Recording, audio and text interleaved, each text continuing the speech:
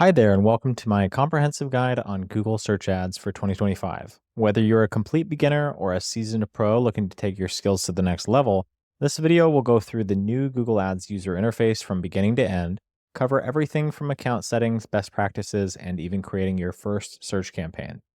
Businesses that master Google Ads often see pretty amazing ROI, often tripling their ad spend, and in some cases, massively improving their business profits in a short amount of time. If there's at any point at which you would like to see other pieces of the interface or other Google Ads features explored further, please leave me a comment below. I read every single one seriously. So let's get into it. To arrive at the screen I'm at, I navigated to ads.google.com and created a new Google Ads account. I will be using a testing environment account that I have created, so you'll want to, of course, customize a few of these options to your own business. So we're going to just put my own agency website here, but put in your own website URL. It's going to next ask me to link some accounts here. I could just link my YouTube and other accounts that I have associated with my agency and my business. However, I'm going to just skip this part.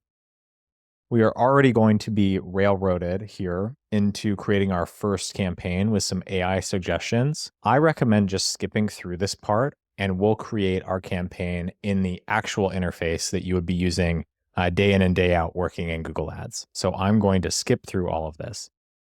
I've left campaign creation and now I'm going to confirm my account settings. You cannot change this information later. You want to make sure that you set billing country, your time zone, and currency accurately because you will not be able to change it later. You will have to make a new Google Ads account or beg your representative at Google if you get assigned one. So let's set all of these as we would like them to be set.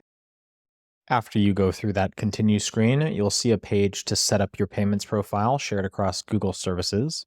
And then in order to run your ads, you will then actually have to go through advertiser verification. Everyone has to go through this. So in this case, I'm paying myself directly, and I am not an agency in this testing environment account. So I'm going to save and continue. And there we go. We are in our new Google Ads account. As a fresh account, there are many things that we need to set up as best practices. We're going to start by changing several account settings that you would otherwise change one at a time later. I do this always as a way of making things nice for myself as I'm entering a new account and to keep things organized. We're going to first change our account name. We do this by pressing the gear for admin and then going to account settings.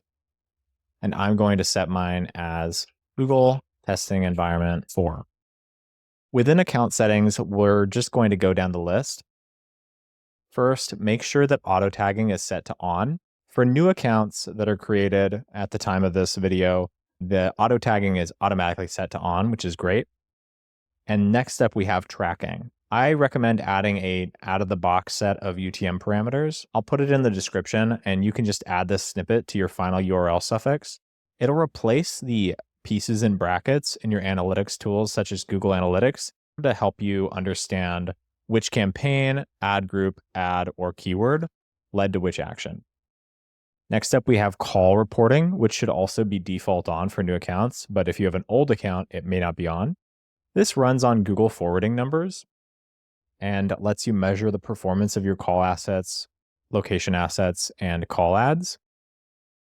I think it's helpful to set all of these on if you can, but you could also set the first two on, including saving call recordings. However, if you're in a certain industry where you should not have the call recordings saved, then definitely make that decision. I'm not advocating for you to break PHI or any issues like that, but for other industries where it's not sensitive, I recommend having that be saved. In terms of account-wide negative keywords, this is not something I would worry about unless you have specific account-wide negatives in mind. Otherwise, these normally will get handled at the campaign and ad group levels of the account. Next up, we have the auto apply, which is now being default turned off. When these settings are on, it allows Google to automatically manage your campaigns. Incentives really aren't aligned there if you think about how Google makes their money. And if you are watching my channel, you're already well on your way to independently managing your campaigns. So I would just make sure that you go to the auto apply settings and you make sure that all of those are turned off. Next up, we have lead form settings. I'm going to be looking at an e-commerce example in this video, so I'm not going to turn this on. However, you should turn this on if you're a lead-based business. You may or may not use lead form ads, but you might as well accept these ahead of time if you plan on doing them at any point in the future, because it could be useful for you to test lead form ads, especially if you're a local service business like a plumber or an electrician or a mechanic or anything along those lines. Next up, we have the customer match options. I recommend turning on conversion-based customer lists. Google automatically create lists of users based on your conversions that happen on your website. And this just removes another step that you would take later manually. All right, so we're going to leave the account settings now and go into our campaigns and create our first Google search campaigns. As I set things up, I'm going to create a campaign without a goals guidance, and it is going to be a search campaign. I'm not going to worry about putting my website or any sort of phone number in here. I'm going to focus on the purchase action. Because I like to keep things organized, I'm going to give this a very structured name. And I'm going to also turn on enhanced conversions. G stands for Google. Search the channel within Google. Office chairs is the objective or the product that I'm selling. And manual ROAS or target ROAS is going to be the bid strategy for the campaign. Don't worry if anything was confusing in terms of bid strategies. We'll talk about that in a bit. I'm focused on selling office chairs in this example. And so I'm going to set a maximize conversion value with a target return on ad spend of 300%. There is no conversion tracking on this account currently because we just created it. So I'm going to get this flag, and you may get this flag as well if you haven't set up your conversion tracking. All right. Let's go down the list of campaign settings to make sure that we're doing everything by best practice. First off, in terms of networks, I recommend doing the opposite of what Google is saying here and unchecking both Search Partners Network and Google Display Network. The reason for this, as you can see, Google is giving us a lot of bolded, very colored messages. The more that Google is pushing something, the less likely I typically am to immediately go for it. I like to wait until there's data validated studies on certain things. When it comes to the Google Search Partners Network and the Google Display Network, the simplest way I can describe this is we are making a Google search campaign. We are not making a Google Search Partner campaign. We are not making a Google Display campaign. We're making a search campaign on the search network, and we want to reach searchers. We're not trying to reach other places like a non-Google website, a parked domain. We don't want to be on YouTube. We don't want to go to other Google sites. We want to just be on Google search because we are going to be targeting searchers with search ads. It just makes sense that we remove these other places, which could be hundreds and thousands of other domains, by the way, and remove those from our targeting. Next up, we have locations. You can go very deep with locations, but there's two things to factor in here. One is make sure that you press the down caret into location options and do include presence. The reason for this is presence requires the targeting to be based on the person's regular location. If you live in Connecticut and travel frequently to New York, you could get hit for a presence ad in Connecticut or New York. However, if you're someone from Germany, but you love New York City, you could be included in presence or interest, right? If we're selling something for New Yorkers, we want to be selecting presence. So when you're actually looking at the location options, you can go pretty deep. They already describe it here. You can do a country, a city, a region, or a postal code. You can also do a radius. In my case, I'm just going to go for United States. Next up, we have languages. In my case, this is very simple. It's English and only English. However, frequently folks will speak both English and Spanish, or there will be a Spanish speaking person who uses a Spanish web client but understands English in the United States. And so there may be a reason for you to include multiple languages here. There's a similar thing that happens up in Canada where people will both use English and French when they are targeting different search users. But I trust you to understand that about your potential customers and your demographic. In my case, I'm just using English. Next, we have audience segments, which we will talk about later. And finally, we have broad match keywords. And we are going to turn this off and use keyword match types. The reason why we do this is despite broad match's improvements over the last year, I'm much more likely to recommend testing broad match these days than I would have last year. The data shows that a good quarter of the time, a broad match keyword will actually outperform the performance of an exact match or phrase match keyword.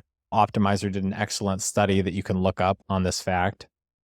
And I believe that was with Nava Hopkins. The reality is broad match keyword only approaches still do not outperform splitting out match types. Because of that, we need to retain our control here and use keyword match types. Okay, and we're going to go into more settings. In terms of the ad rotation, we are going to select best performing ads. I'm not going to set any start and end dates, but if you have a campaign flight, then that would be a good choice, is to set that start and end date. And then in terms of your ad schedule, if you should only serve ads from 9 to 5 when your call center is available, from Monday to Saturday or Monday to Friday, then that would be a good option for you to adjust. Maybe you find that people don't really purchase your products from 9 p.m. to midnight or midnight to 5 a.m., then maybe you would exclude those hours of the day. You can set this schedule here, and it would be based on your account time zone. So if you're in Eastern time and your account's in Pacific or vice versa, or you're across the world, just keep in mind this is going to be based on your account's time zone and not your own time zone. And then the only other things to think about here are the campaign URL settings, which we are not setting because we did that at the account level. So we don't have to worry about that. And a brand list. In terms of a brand exclusion, that would be if you have a non-compete agreement or other sorts of agreements or restrictions where you cannot show on a certain brand's terms. This is pretty much a case-by-case situation, and you would know if you cannot show on searches related to a specific brand. Otherwise, I do not worry about brand exclusions. So now let's talk about keywords and assets. First up, we have keywords. I want to flag, this is an AI assisted generative AI. It's a service that they do. Skip this. And here we have something I'm much more comfortable with, which is the keywords and ads UI. And so first off, we have the ad group naming. Ad groups, they're essentially how you organize your ads and your keywords. The way that I think about grouping has changed pretty significantly over the last year. The way I used to think about it is that I advocated for a high degree of specificity across each keyword ad group. It's called a single keyword ad group, actually, a SCAG, where each keyword and its multiple match types of exact, phrase, and broad each had their own dedicated ad group. The algorithms have actually evolved significantly in this area, especially over the last 12 months. And I now advocate for something called a single intent ad group. So what is a single intent ad group? Let's think about our office chair example. An office chair is one type of intent. However, a gaming chair is another.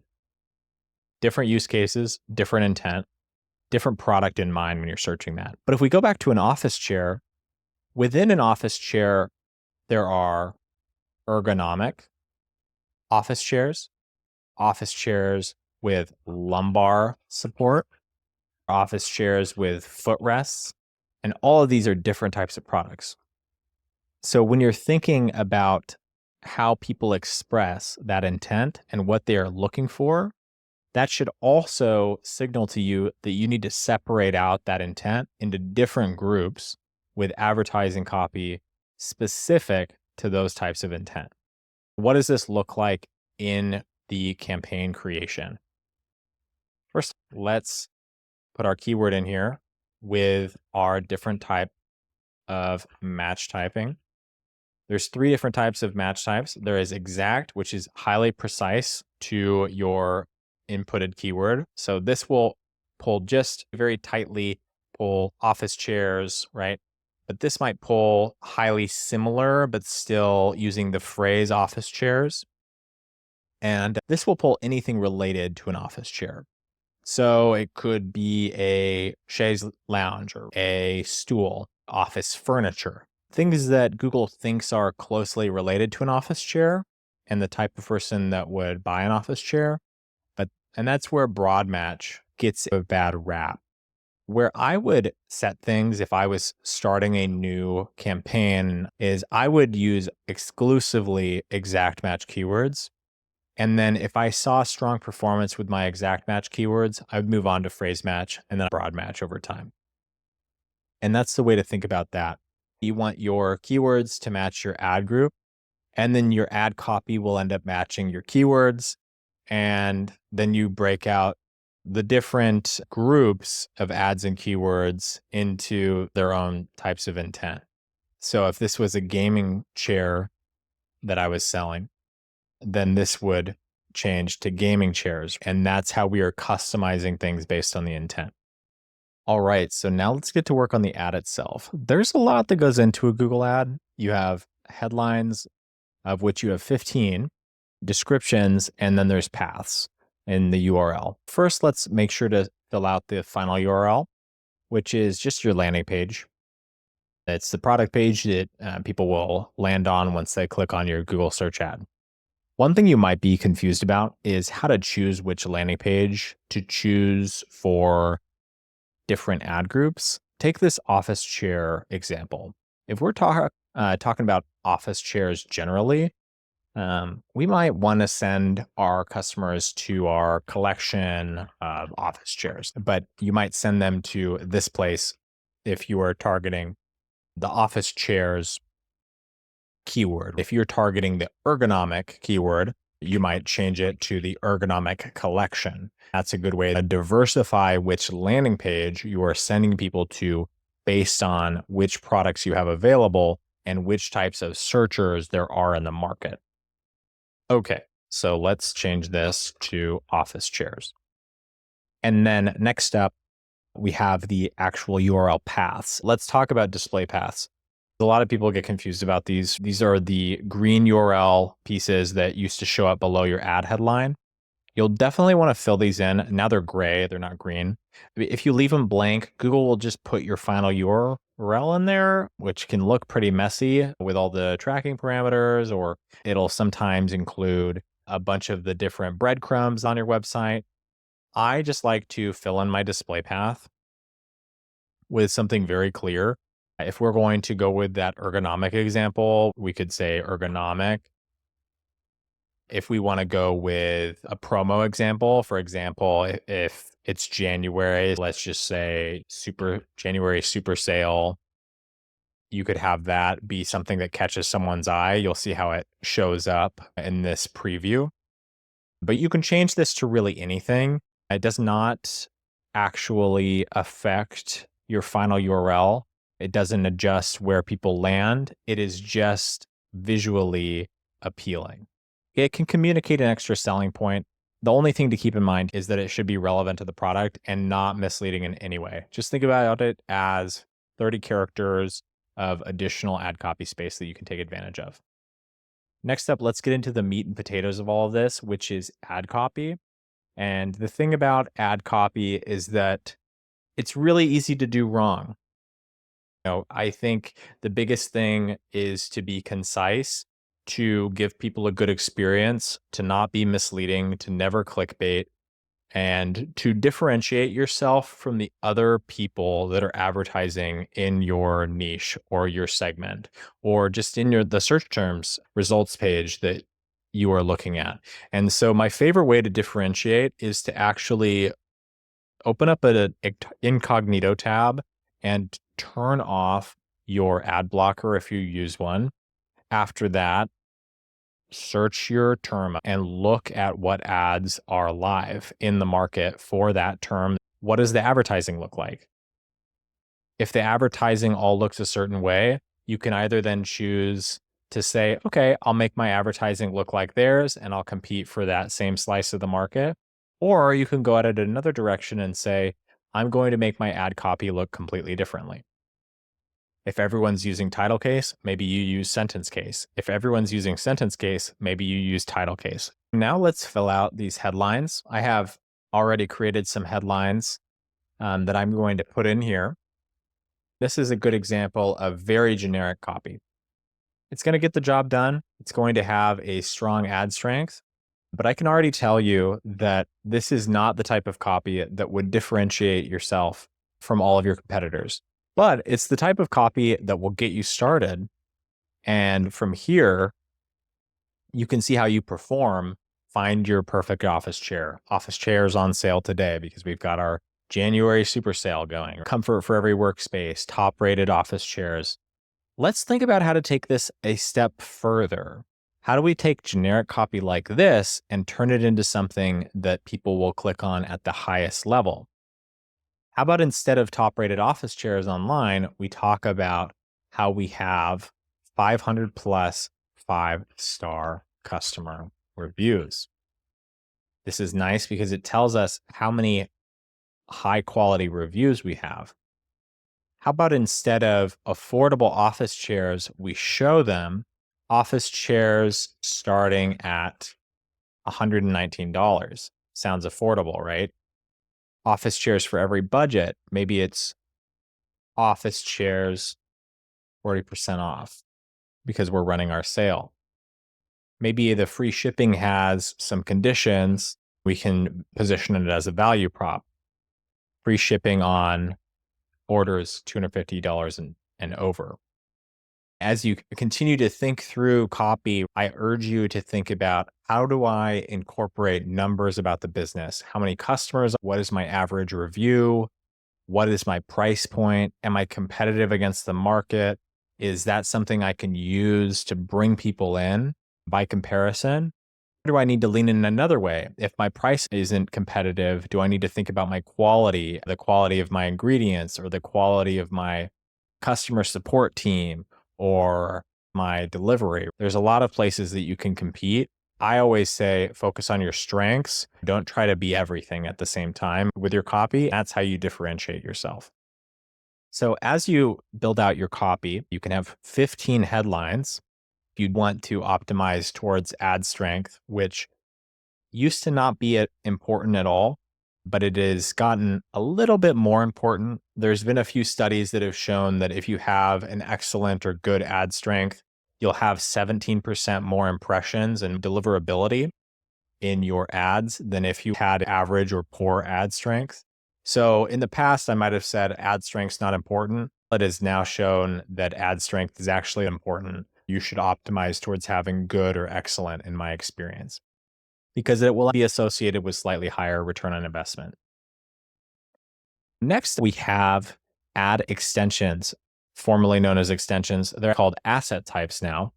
Asset types are the perfect way to add real estate to your ads. If you see a Google ad that looks large and has a lot going on, I can guarantee you that there were assets at play.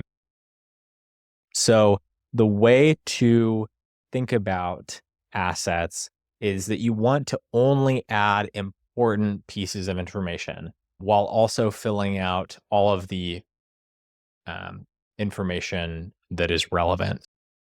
Let's get some examples in here based on office chairs. So leather office chairs. And then I can send them to a site link for leather office chairs. Chairs.com/collection/leather. And then I could also do another one for mesh back chairs. I could fill out description line 1 and 2, which I would recommend, 35 characters each, but you don't have to fill out your descriptions. You just need a site link text, which will show within the clickable button for the user. And then you need a final URL. So then I would do collections, mesh back, and then I'd fill out my other site links. You can add some scheduling here. For example, if you wanted to add a call asset for calling your customer support, but your customer support is only open Mondays through Fridays from 9 to 5 o'clock, then you can create your schedule here and have that be a scheduled site link. So that's something just to put in the back of your head if you have that sort of scheduling need. So that's a site link, and that's how these will show. I highly recommend, if you don't have a ton of time when you're creating your campaign and you can only create so many different types of assets, the 3 that I recommend doing as soon as possible, actually the 4, would be site links, callouts, promotions, and structured snippets. But I highly recommend filling out all of these. It's going to make your campaigns incrementally better. It just adds a lot more volume. It sounds like it's a hair care ad, but it adds a lot more volume. It adds a lot more wit. It adds a lot more characters to your ad, and it doesn't cost more money unless someone clicks on your site link and then also clicks on your main ad. And then you would actually spend more. So that's just something to know. And that's why you should make sure that your site links are all going to relevant places. But you can be charged for 2 clicks, just a heads up. Next up, let's talk about callouts. Callouts are short, punchy phrases that highlight key features or business benefits. They appear in a bullet pointed format sometimes, and other times they'll just show up as an extension of your descriptions. Let's talk about how we could think about office chairs, for example. How about free shipping over $250? Let's bring that one back. Let's bring back 30-day returns, 24/7 customer support, price match guarantee. Maybe it's a 5% price match guarantee. You can do the same exact thing with asset scheduling. For example, if it was 24/5 support or it was 18/5 support, I've seen a lot of different examples of how customer support could be scheduled in. You can do that here as well. And I would save, and you'll see that it shows up just like this, and it shows up on the actual ad preview right after the description text. So we'll go in and press apply there. Next up, we have a promotion asset type. Now, a promotion is highly relevant if you run rolling promotions in your business. So if you have a promotion or two that you run a New Year's Eve sale, and then you run a Martin Luther King Jr. Day sale, right? You do a different sale on every occasion. Let's just say, I know that there's a few different sales coming up, but let's just do a winter sale because it is January 2025 when I'm recording this. And let's say that it's a 40% off discount on your items site-wide. So that's how you would format that. And then you could just type in your final URL.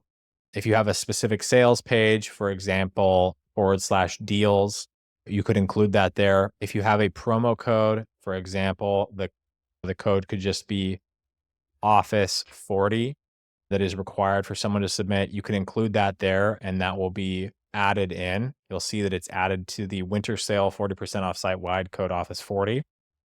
And then you can also set up some promotion dates. So if I want this to be happening next week, it'll run through these days. And then you can set the asset to be live during those dates as well. So it will turn itself off. You'll no longer have this asset just out there on the wild talking about a sale that no longer exists. So that's how you set up a promo asset. If you run promos, set up promo assets. I don't want to hear, I'm too busy. It makes so much of a difference in terms of revenue. I can't even describe it.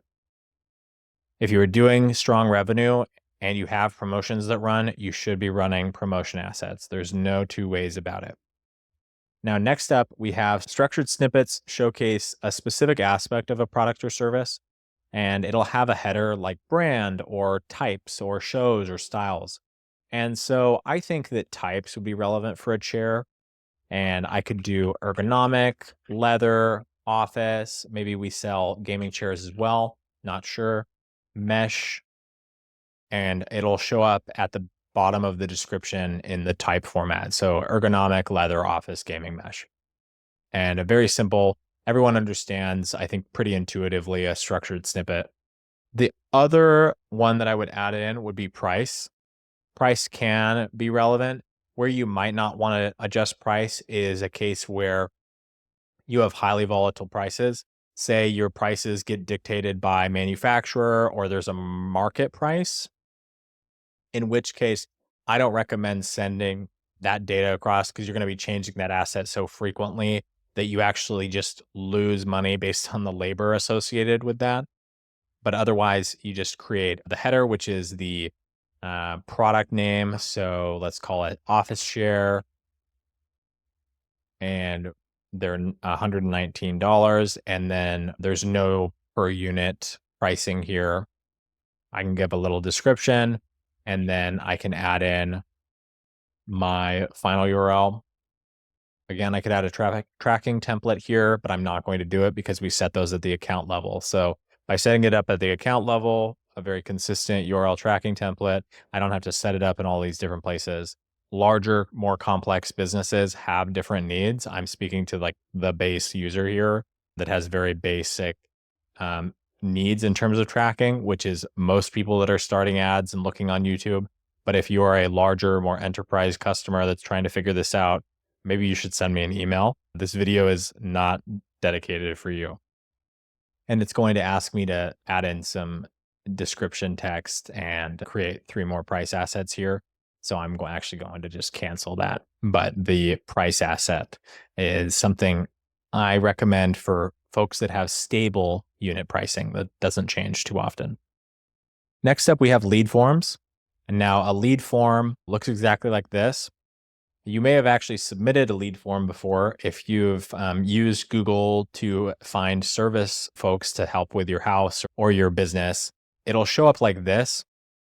And then you can add in a headline, your business name, the description, add in some pre-filled questions, and you essentially build out a form of which someone can fill. It's very helpful for getting a strong cost per lead, where lead forms definitely struggle when you're thinking about a service-based business is there's a lot of bots that crawl through and will complete forms. I have no idea why this industry exists, this black market bot form filling industry. It's similar to like, why do people leave a bot comment on a YouTube video? I don't understand it. But just know that will happen and that it does affect your cost per lead and it does affect your lead quality. So if you choose to use lead forms, which I think should be tested by any lead-based business that has a good amount of budget, just know that you need to be on the lookout for bot form fills. Similarly is the call extension. And the call extension can be great, but it also, if you have any nuance to your business, for example, if you're a law firm, I don't necessarily recommend using call extensions unless you have very strong call screening mechanisms in place. Like I wouldn't recommend having, if you have one case manager or something, setting up some call extensions unless you're really struggling for leads. And the reason for that is that there's a lot of people who do not read the ad text and they will just give a call. So if you're a personal injury lawyer and someone's looking up something unrelated to personal injury, they might just call your phone extension somehow ending up on your ad and then you're out $400, right? So that's just something to flag. I think much like a lead ad, it's worth testing, but your mileage may vary based on your business. So I just want to flag that. Next up, we have an app ad that shows up as a button. I haven't used these for many businesses because a lot of app companies have been frequently going out of business recently. But essentially, you select it, you link your app to your account, and then this is a great way to just get incremental installs on your app if you have an app. If you have a great app related to your business, I recommend adding it to your ads. Most of the time, people will just get intrigued and install it and then go about doing what they were doing anyway. If they're making a purchase or making a call or getting connected with you in some way, they're going to do that. And they will also probably install your app. I have not seen that it has led people to just not purchase from a business unless the app is not great. If the app is not great, do not include it as an app extension. And that's all of our asset types covered. So next up, as we have really gone through the entire campaign and we could ship this now, ideally with some more keywords that we have looked at through Keyword Planner on the Google Ads interface under tools, we could just send this right now and it would be fine. We'd learn some information, we'd gather some data from the keywords that we have chosen to be in market, and we'd get some information on how our ads are converting, not only in terms of the click-through rate, but then also in terms of the cost per purchase and the conversion rate. And that would populate in the account overview, the campaign tab and view, the ad view, the keyword view, the search terms, everything. But what I'm going to do is I'm going to pause this ad and I'm going to publish it and then I'm going to pause it right after. And they're going to ask me to see if I can set up with a Google tag. I'm going to X out of that, go to the campaign, and we're going to pause it. We're going to pause it for a couple of reasons. One, let's talk about budget. And then two, I'm going to show you some advanced strategies for handling targeting, because targeting goes beyond just your keywords. It goes into a few different directions that you'd be interested in about. So we'll talk about that right after budget. The budget question's simple, but it's not easy to answer. A lot of people will always ask me, how much should I spend? What should my target be? How do I know if this is going to work? And the truth of it is, I don't know that answer for you, but the guidance I can give you is that you should determine, based on your unit economics of your business, how much you want to spend to achieve your objective. If that objective is a qualified phone call, you should figure out how much you want to spend for a qualified phone call. If that is a sale of your product, whether that's a wallet, an office chair, a yacht, whatever that is, you need to figure out what the number is for how much you can spend on advertising budget. And then what I recommend is set that as your daily budget. That is what I've seen to be effective. It is satisfying typically when you get to one sale per day. And then from there, you can start to scale up your budget proportionally. And then you can always have your experimental budget be the target of one sale per day. So if I'm trying to sell an office chair for $40 or $50 in ad spend, then I would set my budget to be that, exactly $50 in ad spend. If I'm trying to sell a wallet for $25 in ad spend, then I'm setting this to $25, and so on and so forth. Now, of course, don't let this override your own personal budget or expense needs. If you can only afford to spend $10 a day on ads, only spend $10 a day on ads. Just know that it'll take more time for you to achieve the results that you're trying to achieve. You're not giving the algorithm very much data to work off of.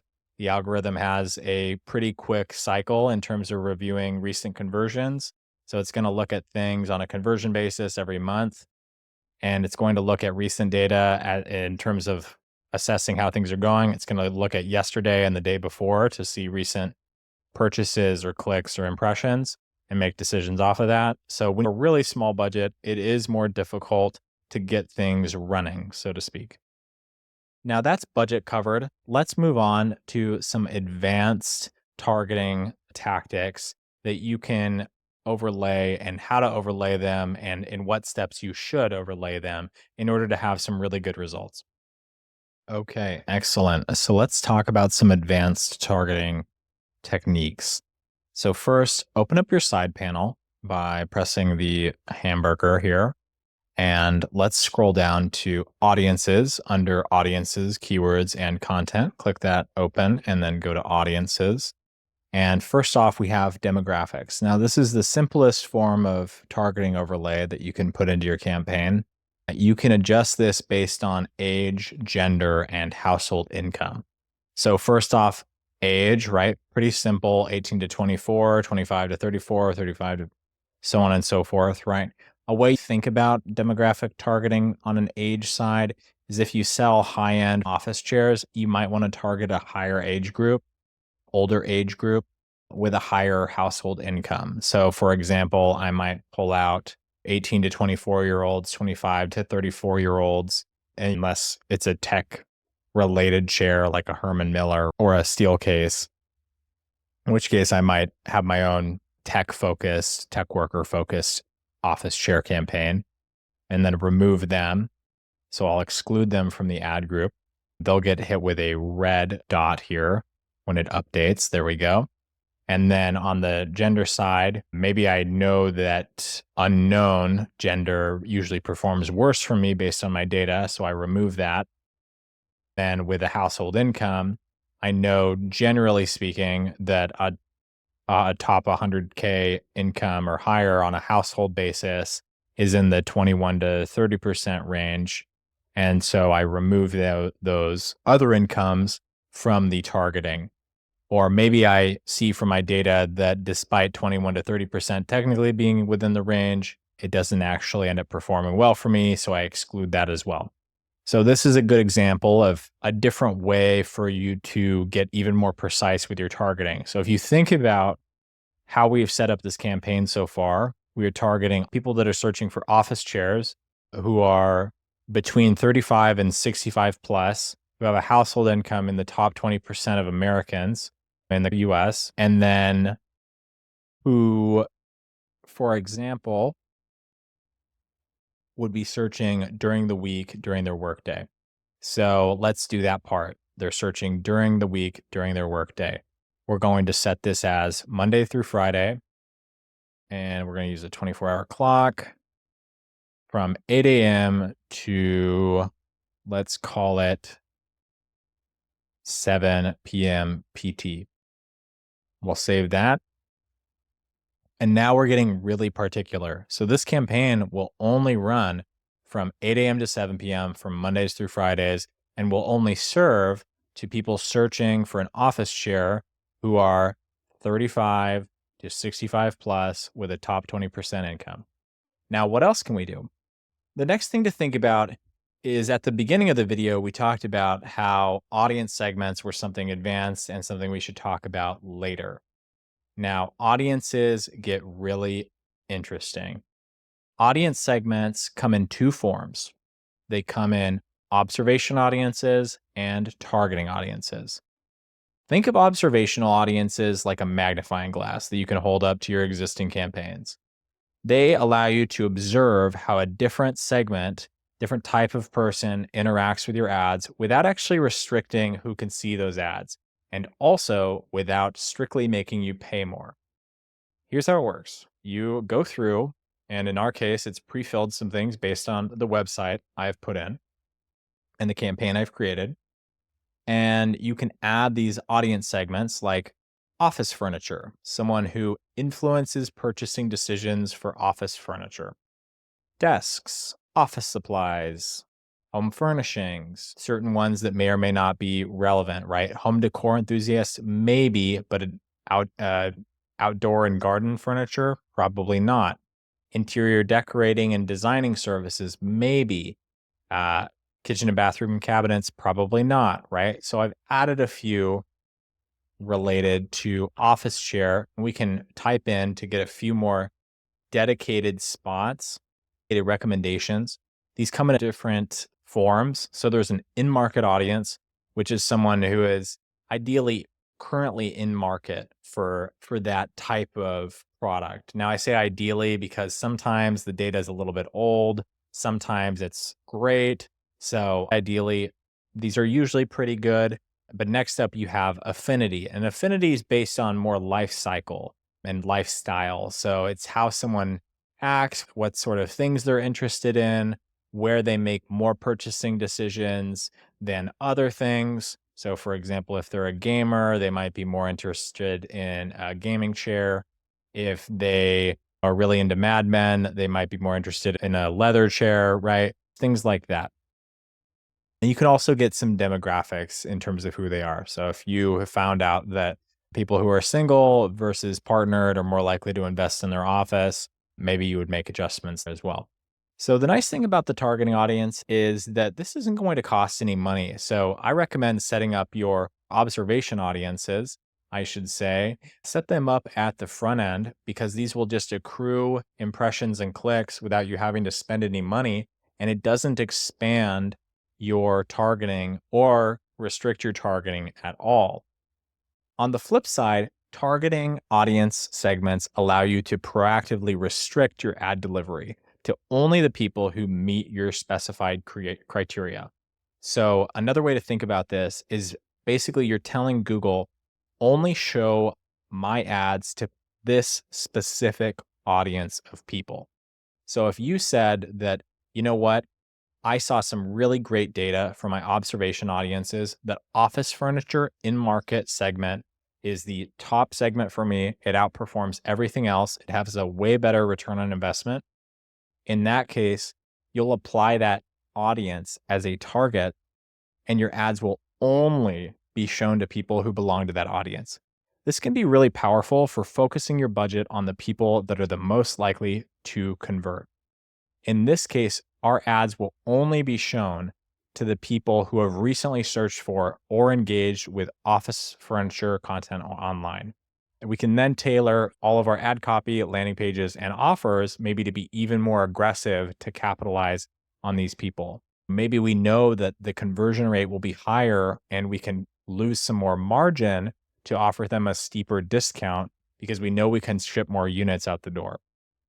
The advantage of all of this is that it allows you to get ultra specific with your messaging and your budget allocation. By focusing on the highest value segments, and in our case, we've gotten very specific. So, someone searching for office chair that's actively in market for office furniture that is in the top 20% of income is between 35 and 65 plus, right? We've overlaid all those things, and they're also searching during the workday. We have found a very specific piece of the market. Now, the caveat against doing all of this is another type of strategy where you say, you know what, there's a few search terms that I know are going to be effective for me, and I'm going to get really deep into those search terms, and I'm going to bypass all of the other segmentation in terms of demographics, in terms of segments, in terms of targeting audiences, everything. And I'm going to just let Google's algorithm, which is one of the best advertising algorithms on the planet, make the decisions for me once I give it enough data and enough spend. That's a completely reasonable and viable strategy. That's the core of the Hagakure setup, which some people have done videos on YouTube about. But ultimately, that does come all the way down to the keyword research and the keyword targeting. And if you want me to make a video about keyword targeting, just let me know in the comments. If enough people do it, I'm happy to. But essentially, here's how advanced audience targeting could look like in action. I would start with broad targeting in terms of your keywords. So keep the demographics open, keep the keywords relevant. I don't mean use broad match, but I just mean be broad in terms of your approach. And then I would also apply observational audience segments. This can be a variety of them. It doesn't have to be restrictive. Add as many as you think could be relevant. Keep it to in-market, affinity, customer match segments, all of that. And then I would gather data. So let your campaigns run for a period of time. Allow them to gather data on how these different audiences perform. Certainly, it could be worth it to continue to optimize your ads and your copy and your keywords during this period. But just pay attention to the metrics like click through rate, conversion rate, cost per acquisition, return on investment for each of the segments. And then I would identify within your segments which of these are high performing. Is it that office furniture, in my case, is high performing? Is it that office supplies is high performing?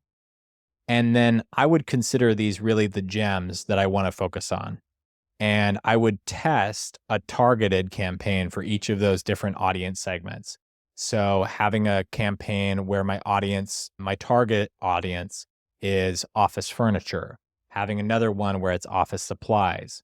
And I would compare that performance of me getting very specific with my audience segmentation. And I would compare that against being very open and allowing the Google algorithm and my bid strategy to dictate my results. And then from there, you really just refine and repeat. Based on your findings, you might determine that you can use a strategy like this to expand performance of SKUs across your catalog. Maybe you have a SKU that you see that the keywords are half of the people are really high intent and half aren't. And you find that by overlaying a target audience, you're able to exclude those people that are not high intent, and you can make a very sophisticated campaign with not a lot of budget required. And from there, that's really all I recommend at this point with using highly dedicated audiences on the search side. There's so much more that comes down to audiences when you're getting into other campaign types like demand gen, performance max, and the smart campaigns. But when it comes to search, a lot of the targeting really comes down to your keywords and then what you do around your demographic choices and your audience segments. I hope this part has been helpful, and we'll be wrapping up this video very shortly. Okay, excellent. So I'm going to quickly summarize what we went over today, and then we'll be out of here. So first, we talked about account settings and setting up our account name, setting up our auto tagging, making sure that's on, making sure our tracking's on, call reporting, accepting our call and messaging terms, accept your lead form ad terms if you're a lead-based business, set your customer match conversion-based list to be on, and make sure that all of that looks right. You can reference my screen here if that would be helpful. And outside of that, we created our first campaign, going through the process of determining your ad groups, going through the process of adding a exact match, phrase match, keyword. Just a reminder, you can use the brackets for exact match. You can use the quotation marks for phrase match. You can use nothing at all for broad match.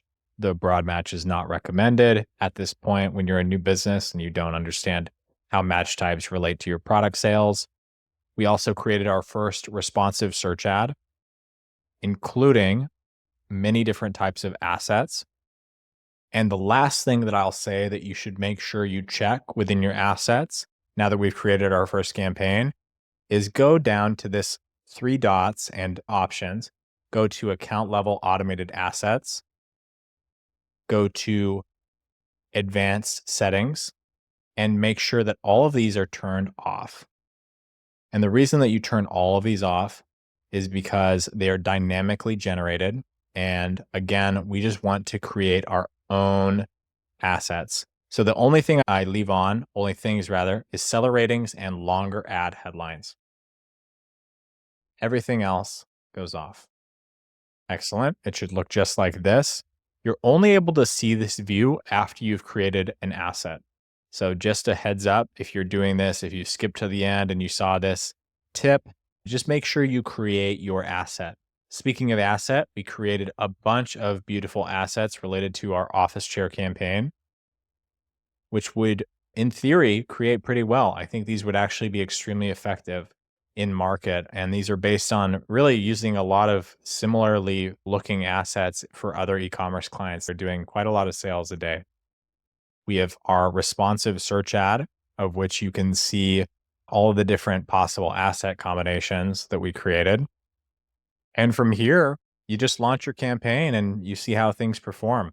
I hope this video has been really helpful for you. If you have any questions or you need any help, my email is down in the description below, and feel free to send me a question. If you've gone through all of this and you think, you know what, I really don't want to manage any of my, you know what, it would be very helpful if someone could give me some over the shoulder coaching. I do run a done for you paid marketing agency specializing in higher spend clients. I also have, for everybody else, a coaching service where I help you directly. Both of those will be linked down in the description below. And thank you so much for watching. If you get this far, I really hope this was valuable to you. And if it was, hey, it's very helpful if you would leave a comment and a subscribe to the channel. Thank you so much. And I hope you have a great 2025.